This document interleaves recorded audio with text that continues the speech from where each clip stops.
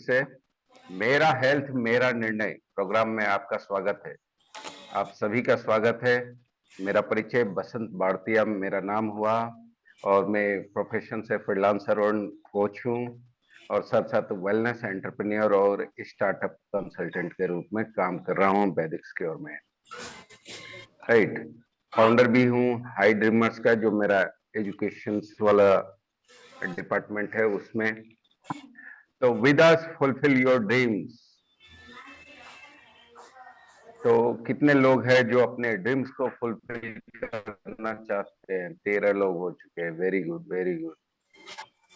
चलिए let it be, start करते हैं बिना वक्त जाए किए।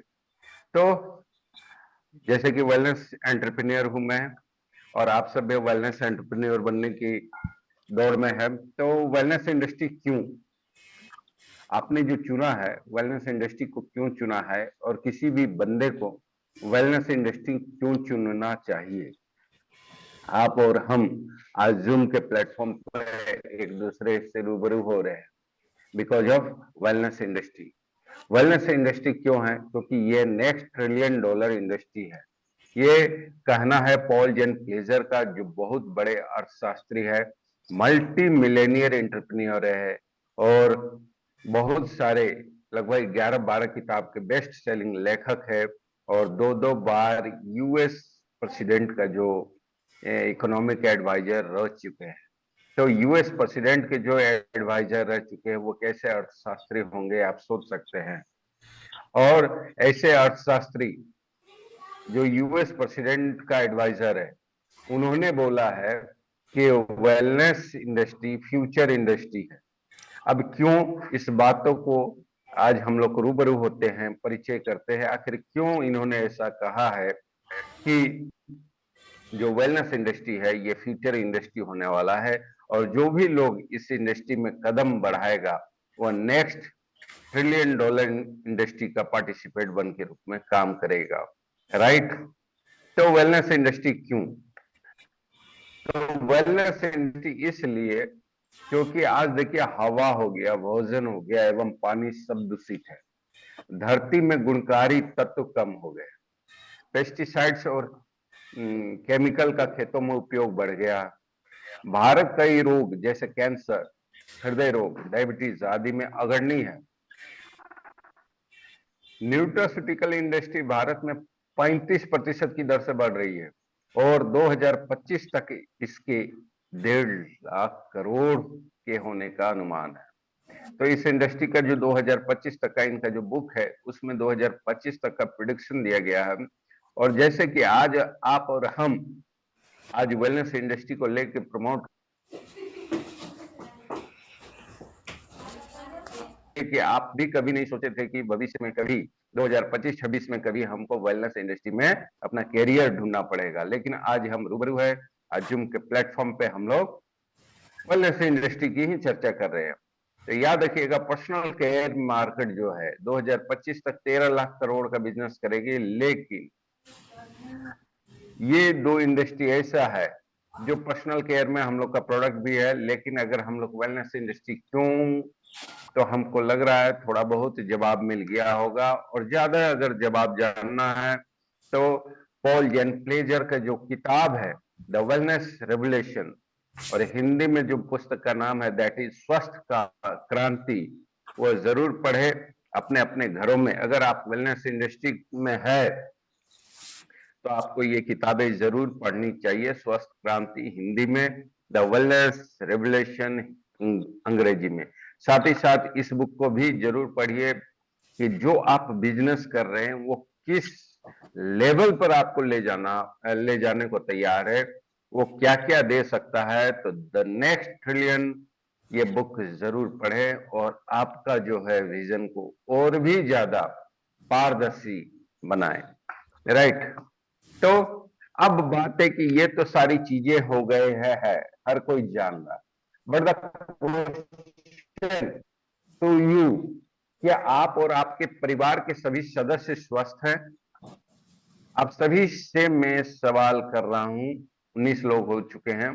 क्या आप और आपके परिवार के सभी सदस्य स्वस्थ हैं?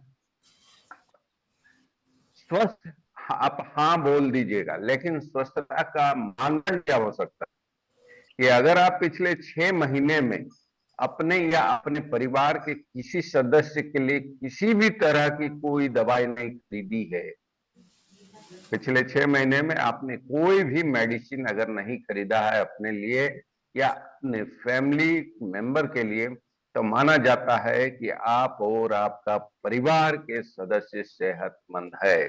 तो साहब, आप में से किन लोगों ने 6 महीने के अंतराल में कोई भी दवाई नहीं खरीदा है? क्या मैं जान सकता हूं? अगर है तो आप मैसेज जरूर करें। क्या आप और आप अपना फैमिली के लिए पिछले 6 महीने में एक भी दवाई नहीं खरीदा है? ऐसा कोई है इस 19 लोगों में? अगर ऐसा है तो बहुत अच्छी बात है। तो आप सेहतमंद है, आप और आपकी फैमिली।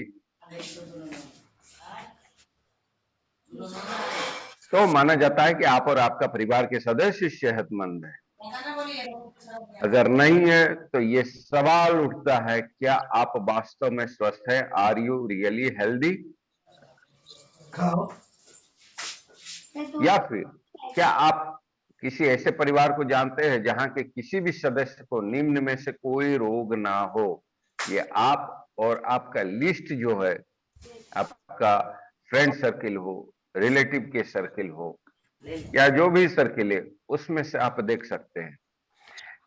जिस घर में किसी मेंबर को गैस या एसिडिटी ना हो, डायबिटीज, शुगर, मधुमेह ना हो, बीपी, ब्लड प्रेशर, रक्तचाप वगैरह ना हो, माइग्रेन ना हो, एलर्जी ना हो, अस्थमा, दमा ना हो, अनिद्रा की शिकायत ना हो, पार्किंसंस की शिकायत ना हो, महिला रोग, पीसीओडी, महामारी, बांझपन आदि ना हो, प्रोस्टेट या स्तंभ दोष ना हो, इरेक्टाइल डिसफंक्शन जिसको कहते हैं, हृदय रोग ना हो, गठिया वात रोग ना हो, थायराइड ना हो, लीवर में समस्या ना हो, यूरिक एसिड की समस्या ना हो, किडनी में समस्या ना हो, पाइल्स, बवासीर वगैरह ना हो, कैंसर आदि ना हो। क्या आप किसी ऐसे परिवार को जानते हो जहां के किसी भी सदस्य को निम्न में से कोई रोग ना हो? हम सब के सब नहीं बात कर रहा हूं, टोटल में से किसी एक को भी कोई भी ना कोई मिलेगा, जैसे मेरे सर्किल में मिल रही है। तो इसलिए मैंने ये स्लाइड हमने बनाया। आपका सर्किल में मिलता है कि नहीं मिलता, ये आप भली भांति जानते हो। तो क्या आप जानते हैं इस तरह की बीमारियां आप सामान्य क्यों हो गई है? ऐसी बीमारियां इंसान को क्यों हो रही है? ये जो बीमारी आप देख रहे हैं, ये अभी सामान्य क्यों हो गई है? इसके पीछे कई कारण है। तो सबसे पहला जो कारण है, हमारे शरीर को प्रतिदिन संतुलित मात्रा में जरूरत पड़ती है। किस चीज की जरूरत पड़ती है? अब देख लो, carbohydrate, protein, fats, vitamin, minerals, fibres और वाटर, ये संतुलित मात्रा में चाहिए।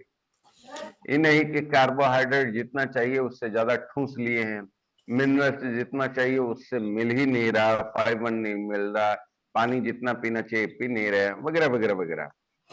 क्या आप अपने शरीर को सभी पोषक तत्व संतुलित मात्रा में दे पाते हैं? आंसर क्या होगा साहब? संतुलित मात्रा में दे पाते हैं? नहीं। तो पोषक तत्वों का मात्रा संतुलित नहीं होने पर शरीर में कई तरह के रोग उत्पन्न होने लगती है। अगर वो जो पोषक तत्व की मात्रा अगर संतुलित नहीं है तो शरीर में कई तरह के विभिन्न तरह के रोग उत्पन्न होने लगती है। प्रॉब्लम्स में अगर देखा जाए, कार्बोहाइड्रेट में अगर 19-20 हुआ तो obesity, diabetes, cancer, blood cholesterol, blood pressure, appetite problem, पेट की प्रॉब्लम, कॉन्स्टिपेशन आदि हो सकती है। वही प्रोटीन में अगर 19-20 हुआ तो dental problem, acidity, weak immunity, kidney disease, hair loss, anaemia, arthritis वगैरह हो जाएगा। फैट्स में अगर इधर उधर हुआ तो obesity, heart disease, high cholesterol, osteoporosis आदि हो सकती है। यानी संतुलित मात्रा में होना चाहिए, ना तो कम होना चाहिए ना ही अधिक होना चाहिए। इस बात को ध्यान में रखिएगा। विटामिन की अगर इम्बैलेंस हो गया तो ब्लाइंडनेस आ जाएगी, बेरी बेरी हो जाएगा, स्किन प्रॉब्लम हो जाएगा, कोल्ड एंड कफ जो बहुत ज्यादा हो जा रहा है, depression, weight loss, hair loss, rickets, scurvy, anaemia etcetera, कई तरह के बीमारियां हो जाएगी।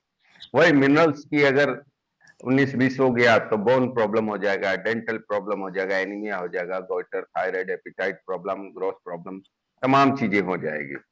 तो ये तो है आपका प्लेट जहां आप भोजन करते हैं। तो क्या आप निश्चित है कि आपके दैनिक आहार में पोषण संबंधी असंतुलन नहीं है? मतलब आप पूरा पूरी संतुलित मात्रा में ये सब चीजें ले रहे हैं, जो है carbohydrate, protein, vitamin, fat, minerals आदि। अगर आप निश्चित है तो यहाँ हमारे पास बैठ के समय जाया ना करे, आप अच्छे स्वस्थ है, भगवान आपका मंगल करे। लेकिन अगर अगर असंतुलन है इनमें, तो इतना याद रखिएगा, असंतुलन मतलब रोग, यानी बीमारी, और बीमारी का मतलब होता है जिंदगी भर दबावों पर निर्भर, जिंदगी भर दबावों पर निर्भर। याद रखिएगा, हम जो भी दवा ले रहे हैं, चाहे वो अस्थमा का ले रहे हैं, चाहे वो बीपी का ले रहे हैं, चाहे वो डायबिटीज का ले रहे हैं, चाहे वो हम थायराइड का ले रहे हैं, किसी भी तरह का ले रहे हैं, आप देखें कभी बीमारी ठीक होते हुए लाइफ लॉन्ग चलते जाती है, जब तक है जान की तरह। यानी जब तक जान है तब तक दवाई का संग चलते रहता है। वो गाना नहीं है, संग संग चलूंगी मैं, राइट? तो ये दवाई इस तरह हो जाएगा। और इस दवाई को आमंत्रित कौन किया है?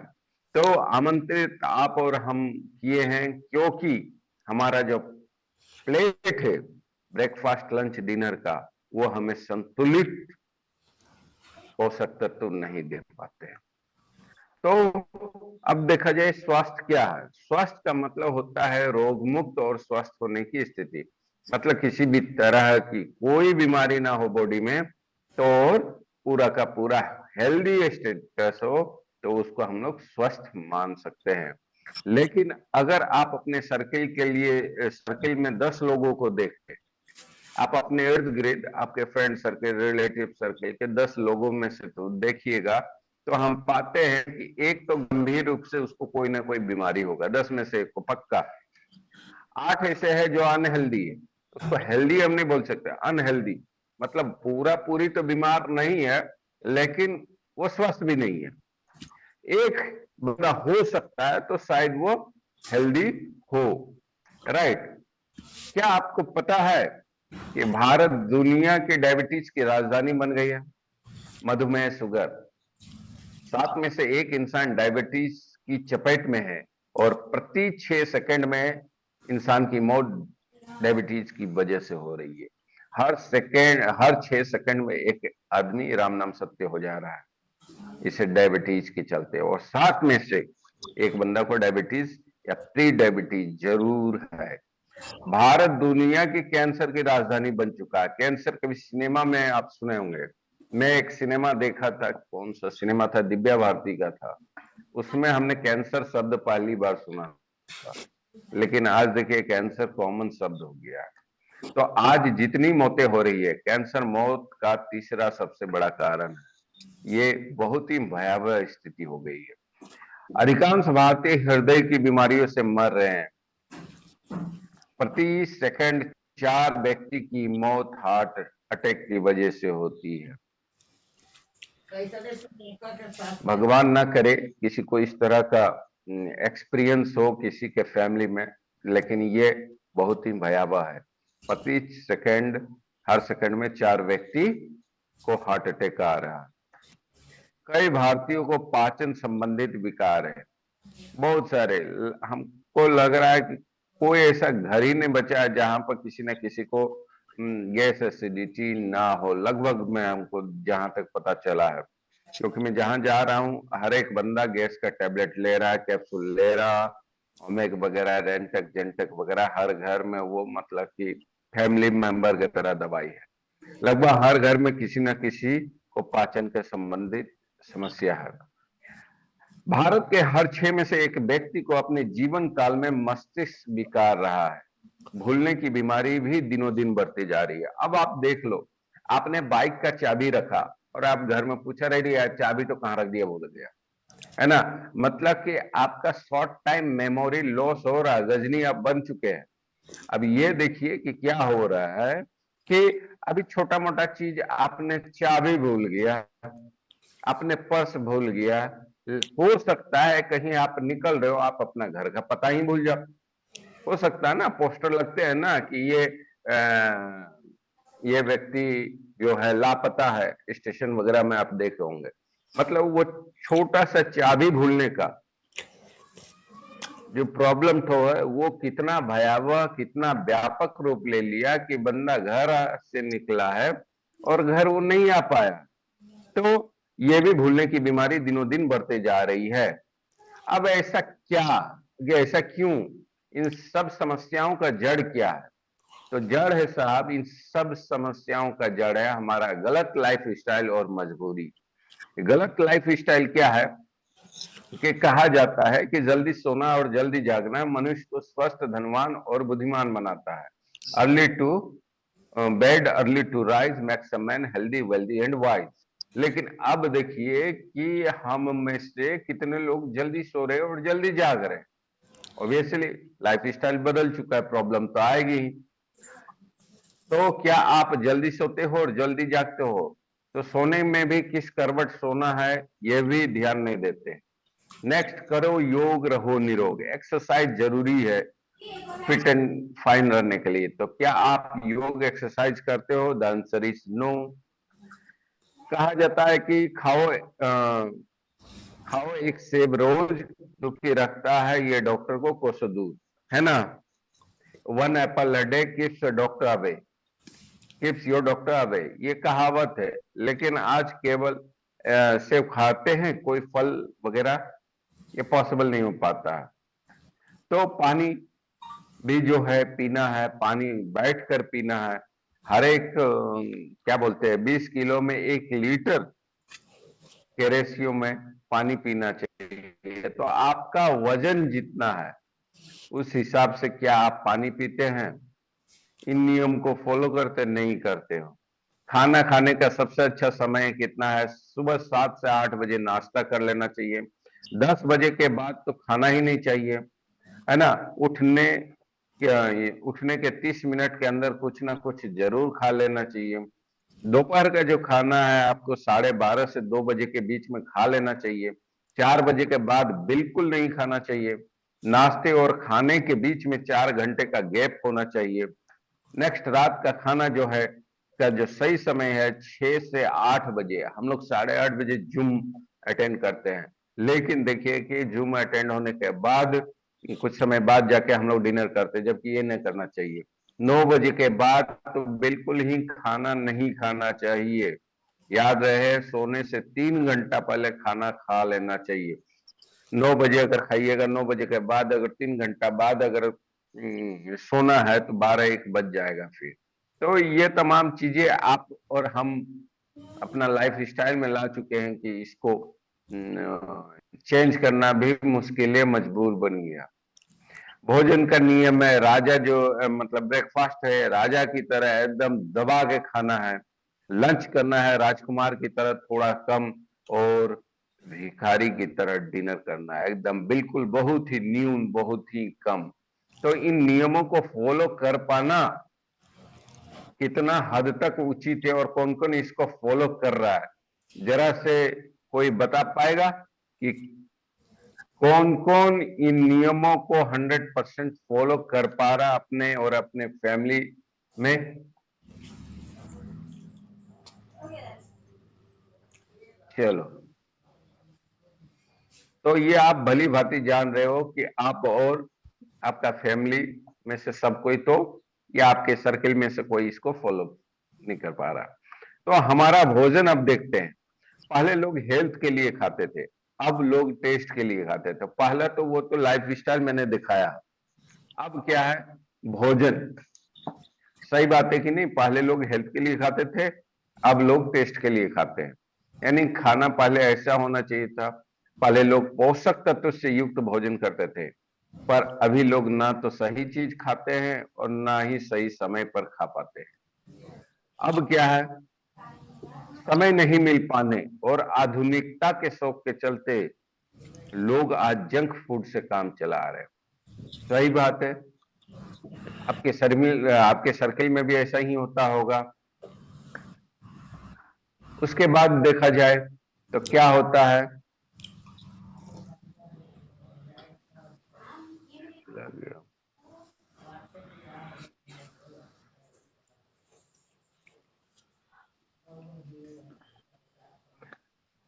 जो हमारा जो खेती हो रहा उसमें खाद और केमिकल वाले अनाज और सब्जियां मिल रहा है। कम जमीन ज्यादा फसल उपजाने के लिए किसान अब कई तरह के खाद एवं केमिकल का इस्तेमाल कर रहे हैं, जो अनाज के माध्यम से हमारे शरीर में जाता है और यही चीज वो बीमारी ले आता है। सुई एवं रंग भरी सब्जियां है ना, बाजार में जाते हैं पूरा हरी हरी सब्जियां देखते हैं, लेकिन उन हरी हरी सब्जियों को हरा किसने बनाया? क्या वो प्राकृतिक रूप से हरी हुई है या फिर रंग डाल के हरा किया गया है? इसको आप भली भांति जानते हैं, है ना। कम समय में ज्यादा पैसा कमाने के लालच में बागानों में हरी सब्जियों में तरह तरह के इंजेक्शन है एवं बाजारों में सब्जियों को ताजा दिखाने के लिए रंगों का धड़ल्ले से इस्तेमाल किया जा रहा है, जो हमारे शरीर के लिए बहुत ही हानिकारक है। ये सब चीजें कैंसर को न्योता देती है, लेकिन क्या करे, इंसान मजबूर है और हम लोगों को भी मजबूरी है लाने के लिए यही सब चीजें। पेस्टिसाइड्स की विषाक्तता के 30 लाख मामले हैं और मुख्य रूप से 2,20,000 तक की मौत प्रत्येक वर्ष होता है, ये WHO बोल रहा है। ये सब ये छिड़काव वाले जो चीजें हैं जो हमारे बॉडी में जाता है इनडायरेक्टली, तो इससे 30 लाख मामला जाता है और 2,20,000 ये तो उस समय बोला गया था, अभी तो और ज्यादा है। नेक्स्ट, पॉलिश वाला फल। हम लोग फल तो खाते हैं, लेकिन देखिए कि अभी सेब को भी छिलते तो मोम जैसा वैक्स निकलता है ना। तो ये सब क्या है, बाजार में मिलने वाले लगभग सभी फलों में पॉलिश या कोई ना कोई केमिकल का इस्तेमाल किया जा रहा है, जिसे खाने के बाद हमारे शरीर को लाभ तो नहीं किंतु नुकसान अवश्य हो रहा है। हम तो फल खा रहे हैं कि लाभ मिलेगा, लेकिन ये वैक्स के चलते, ये जो पॉलिश किया जाता है उसके चलते नुकसान हो रहा है। मिलावटी दूध आप जान रहे, शुद्ध दूध तो आप दूध का चांद बन गया। दूध में डिटर्जेंट पाउडर, यूरिया, ग्लूकोज, कपड़ा धोने वाला सोडा, उजला पेंट और कई तरह के जहरीले पदार्थों का उपयोग किया जा रहा है। हर कोई वाकिफ है, मैं सिर्फ याद दिला रहा हूं और आपको भी याद दिलाना है लोगों को कि क्या आप जो ले रहे हैं, आप जो दूध पी रहे हैं वाकई में वो सही है, आप जो फल खा रहे हैं वाकई में वो हेल्दी है। तो मिलावटी दूध के कारण ये WHO का 2025 तक का है, लगभग 87% भारतीय कैंसर का शिकार हो सकते हैं। ये दूध के चलते, सिर्फ दूध दूध से जड़ी चीजों के चलते लगभग 87% भारतीय कैंसर का शिकार हो सकते हैं, आप ये देख सकते हैं। नेक्स्ट जो है, खाना बनने का तरीका चेंज हो गया। आज के दौर में खाना बनाना जो है ना बहुत बदलाव हो गया है। खाना बनाते वक्त ही हमारे भोजन का पोषक तत्व खत्म हो जाता है। फलों एवं सब्जियों का भंडारण यानी स्टोरेज एवं परिवहन के लिए भी के चलते ये भी देखिए कि फलों एवं सब्जियों का आयात और निर्यात हजारों किलोमीटर की दूरी से किया जाता है। इसी कारण इन्हें महीनों तक कोल्ड स्टोरेज में रखा जाता है, जिसके चलते फलों एवं सब्जियों की पोषकता किसी काम के नहीं जाते। आप देख रहे हैं स्टोरेज तो किया गया है, लेकिन अब उसमें वो पोषक तो नहीं है, बस वो पेट को बनाने से, लेकिन पोषक तत्व कुछ नहीं मिल रहा है। भोजन का भंडारण यानी स्टोरेज भी हम आजकल लोग फ्रिज में रख देते हैं, जिसको खाने के बाद शरीर में लाभ के बजाय हानि ही पहुंचता है। वायु प्रदूषण से वाकई सब चीज है। वायु प्रदूषण घर से निकलते ही दिल्ली वाले लोग तो ज्यादा ही जाने न्यूज में आ रहा है। वायु प्रदूषण से हर जगह वाकिफ है। दिन प्रतिदिन हवा और अधिक प्रदूषित हो जाएगी, जो हमारे लिए बहुत ही दुखद है। प्रदूषित वायु हमारी बहुत सारी बीमारियों का कारण बनती है। याद रखिए 10 में से एक की मौत फेफड़े की कैंसर की वजह से हो रही है, जिसका जो कारण बनता है वायु प्रदूषण की तरफ। जल प्रदूषण को देखा जाए, स्वस्थ जल तो क्या बोलते हैं, स्वच्छ जल तो पीना मतलब कि बहुत ही मुश्किल हो गया। प्रदूषित जल बीमारी का मुख्य कारण।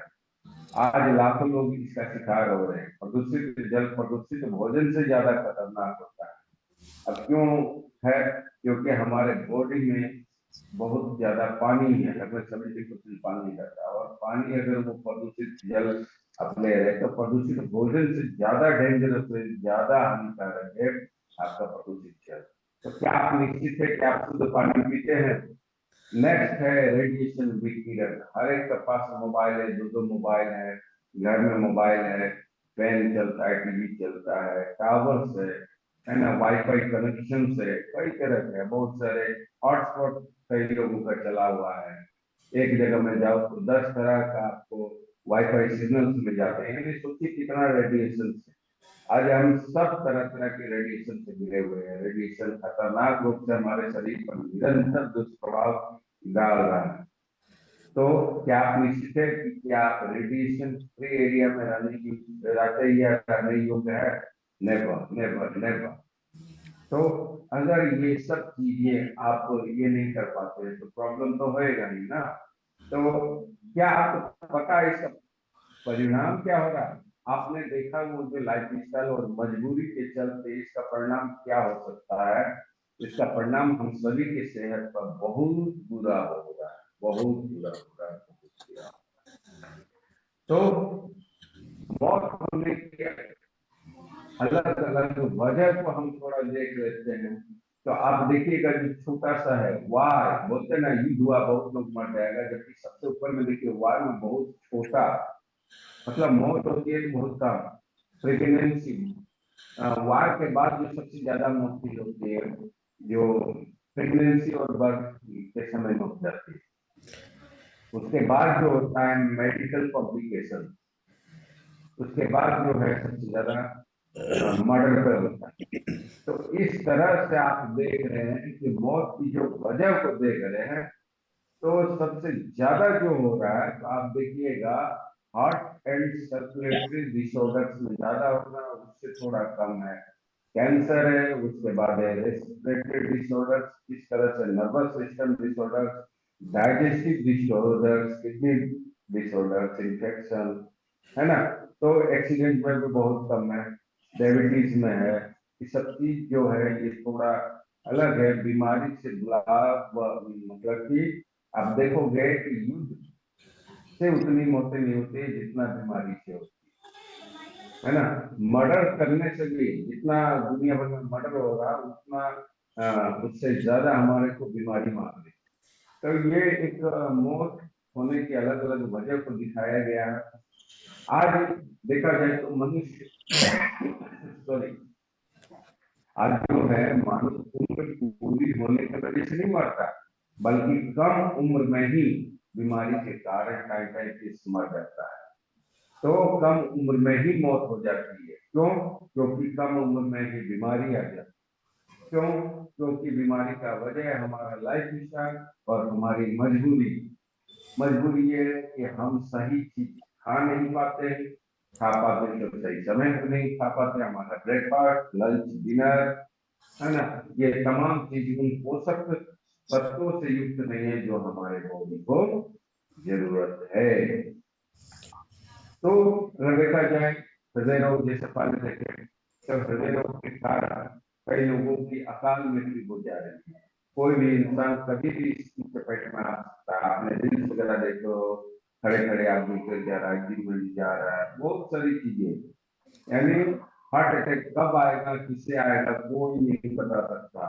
और जैसे कि मैंने बताया था कि प्रति मिनट 4 व्यक्तियों की मौत हार्ट अटैक की वजह से हो रही है। तो बचना मतलब सभी को ये जानकारी होना बहुत जरूरी है। डायबिटीज अगर बोला जाए तो ये तो राजधानी बन चुका है हमारे देश का।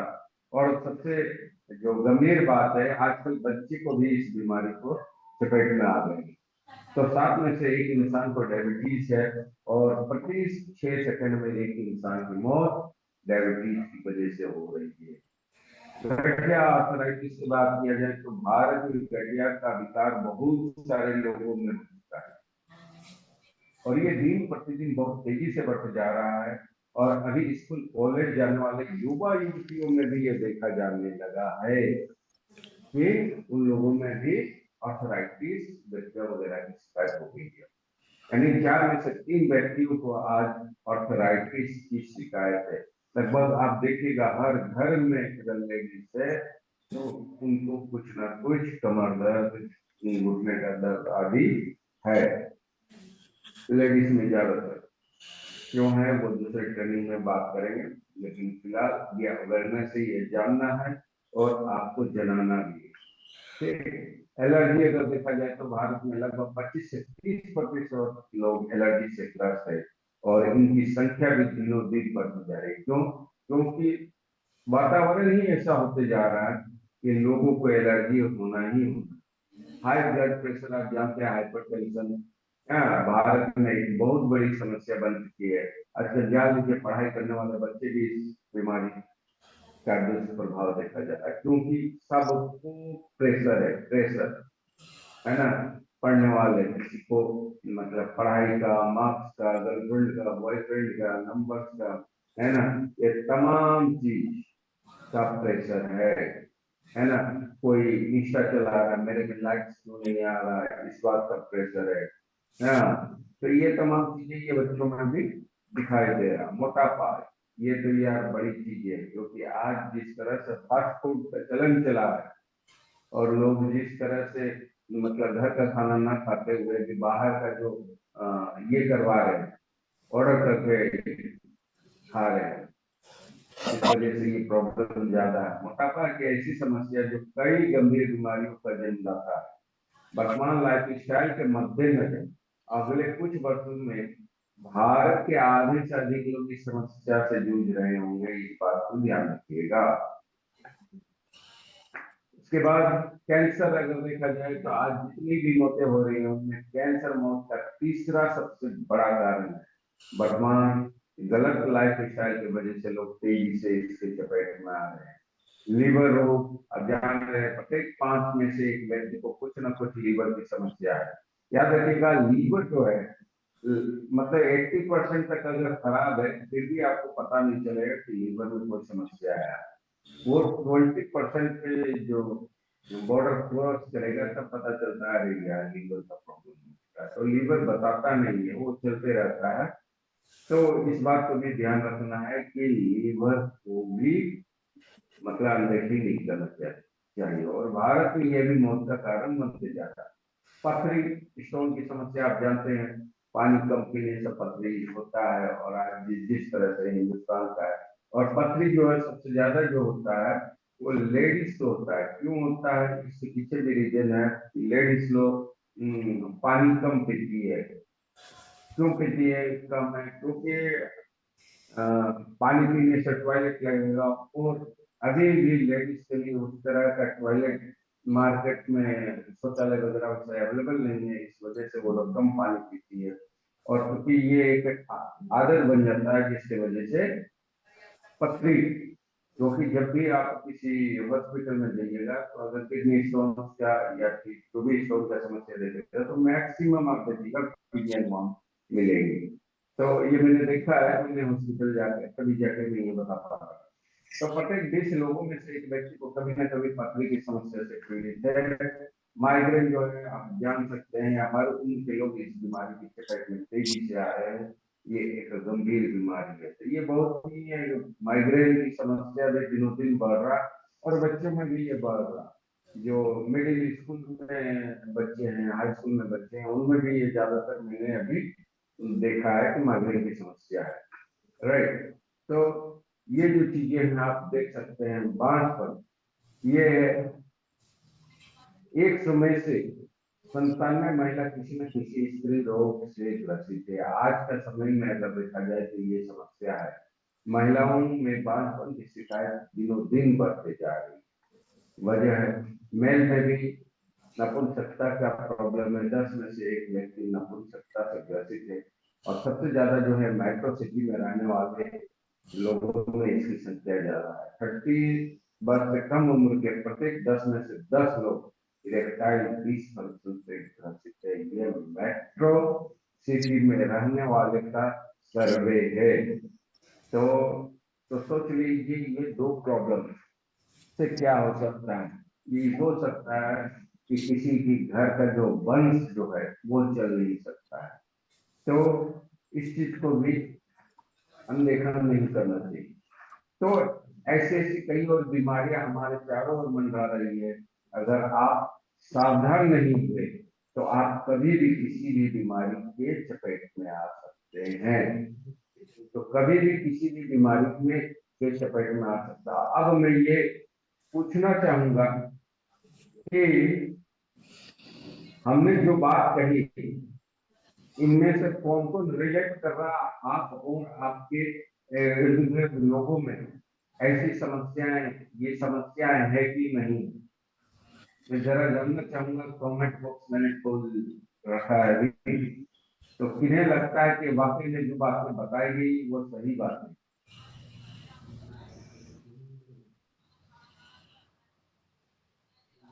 मेरी आवाज समझ में आ रही है?